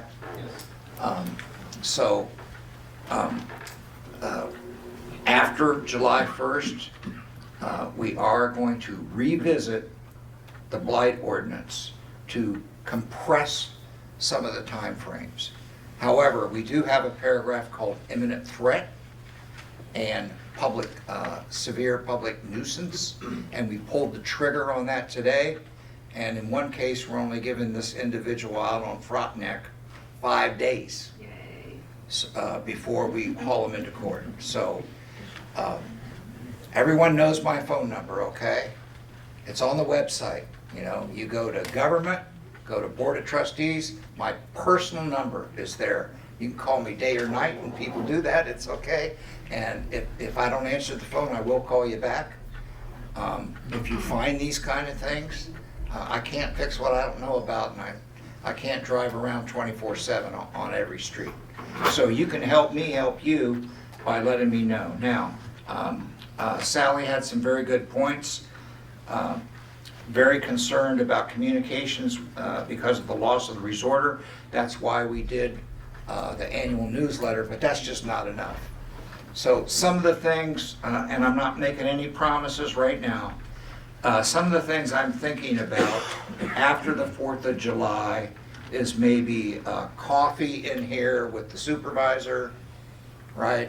So maybe I'll bring Doug with me one time, maybe the police chief the next time. I'm thinking about that. The other thing I was thinking about doing is after I would have those meetings, I can put a thing on the web, because that's another one of my non-statutory duties as webmaster. If you go to our website, you see 4 little big buttons, like it says meeting minutes, right now it says capital improvement plan, that kind of stuff. I can put a thing on there called latest news. So as soon as I get done with that meeting, we can post all of that. Now, we won't remember everything. Also, someone mentioned about the planning commission. Okay, that went to the attorney the day after the board gave me the authority to do it. No, we're not lollygagging. No, we didn't break our promise.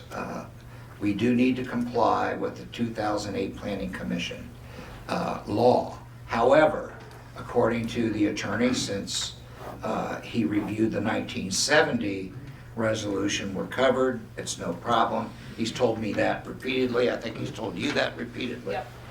Okay, so also for the board, I wanted to look, oh, and I will check on the sprinklers. Some other things I wanted to let the board about. Our AC, I'm going to be talking with M&M to make sure that we have regular maintenance on our air handler and our AC. It's a very expensive maintenance. It's like $2,500 every 6 months. But the whole thing was clogged. It was recycling on and off. It was a real mess, but they did a good job and got it fixed, and it's a little cooler in here right now. Another thing I wanted to talk to the board about, at some point, we're going to have to review the REU charge list, you know, because we have apartments at 0.5 REUs, but we don't have anything for duplexes, and a duplex is not an apartment. And we have some other issues that I found, and it's just little minor tweaks. So after I discuss this with Steve Mann, our bond counsel, I'll come back to the board. So I apologize for taking so long. Comment? Yeah, I do have some comments. First of all, I'd just like to welcome all residents, property owners, businesses to come down to the township office and visit us. Everybody's welcome. I've talked to many of you in this room in the office, and anybody that cares to join me is more than welcome to do that. You don't need an appointment. If you do, that works best for you. For us, it's a good deal. Secondly, on budgets, you know, it's a continuous improvement process.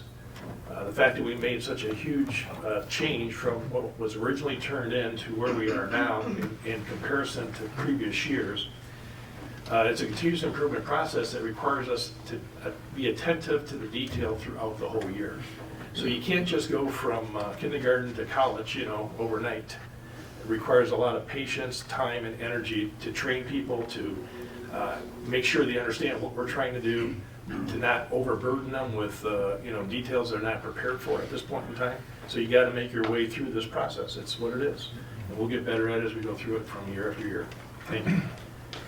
And with the budget, I'm the chief budget officer, so you can blame me.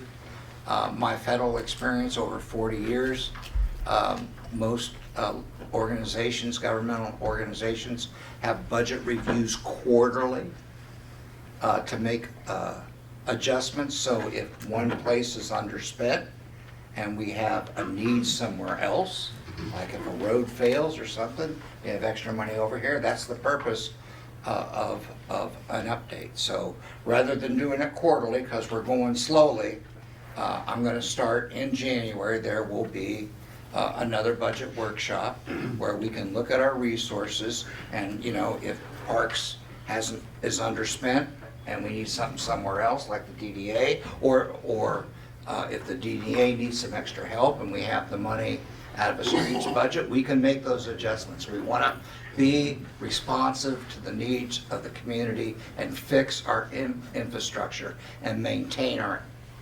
infrastructure. A very wise woman told me in 2018, we don't need more projects in Indian River right now. We just need to figure out how to keep going what we got. And as I do that, I just want to keep moving forward. And we still have a lot of stuff to address: basketball courts, other things like that. So, Bob, can I ask you a question? Yeah. Are you prepared to give an update on the amortization schedule for the commercial district? Or do you want to wait? I could. Do you have anything, Jan? Well, I haven't even had a chance to look at that change in the amortization schedule, but I'm very curious about it because I've looked at it previously, and but I'll leave that for you. I would say that moving to a zero-based budget requires a higher level of engagement from the community. It requires a higher level of engagement with the budget responsible managers. It requires a higher skill set in the finance department. We'll get there. I promise you we'll get there. I'm pretty good at getting organizations to move in an improvement direction. And change is difficult, but we have people who are asking for these changes, who are budget responsible managers, so that makes it easier. Some of it is time constraints. You know, we started this process too late to get to the ideal answer. And the question was asked about the board priorities for spending money. I'll be honest with you, I don't want money spent based on my priorities. It's not about me. It's the community's money, and the more input we get from the community, I think the better result we'll have in terms of setting priorities for the community. So that's my goal. Just because the public hearing is over doesn't mean that you can't send an email to any of us, call us, come see us. If you think Project C ought to be top of the dog, me personally, I'm thinking from what I've heard from people over the last 3 or 4 meetings, we got to take care of the safety issues first. But that's just me. But so please don't hesitate. I may not give you the answers you want, but I'll give you an answer. Motion to adjourn? Bob, this is an update on that. This is a positive statement on the tune time. They call it a poker run. It's a family-oriented event. There's no card playing in it per se. You collect a card as you go by different places. There is a good video of the man himself making a presentation here in town up on Indian River Flows. It's a family-oriented event, and they're going to have over 100 boats involved in it. First time, there's cash prizes, yes. And then on the Blight, there's a deal before the Michigan State Supreme Court just hit this week on Blight with Lake Township in Grand Traverse County, because it's civil. It's giving the police a lot more power. So that's something we want to follow. But Thank you for that, Pat. Thank you. Okay, motion to adjourn. I make that motion? All in favor? Thank you, folks. Thank you, everybody. 231-290-0044.